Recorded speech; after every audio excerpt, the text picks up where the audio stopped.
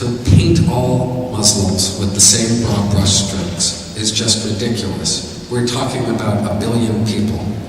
And about this time, every time I turned on CNN or Fox News, it seemed, there would be this little crawl going on along the bottom of the screen underneath the talking heads of so-called experts on the Islamic world. And this little phrase that kept going by said the following: why do they hate us? Why do they hate us? I hated that statement, that question.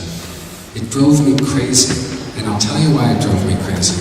Because it presumes, first of all, that there's a they.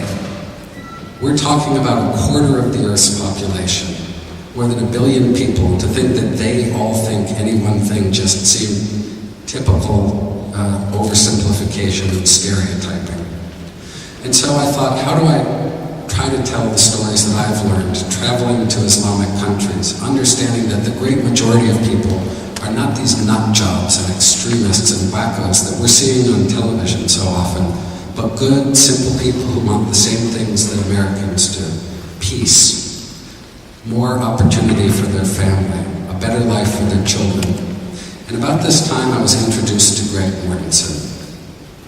And Greg and I compared notes. And we found that we had both spent a lot of time in the same part of the world.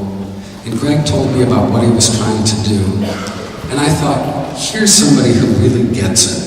Here's someone, even though we say in America we're obsessed with fighting the war on terror, here's someone who is really fighting it in the only way I think it could effectively be fought. Not by fighting the symptoms of the disease of terrorism.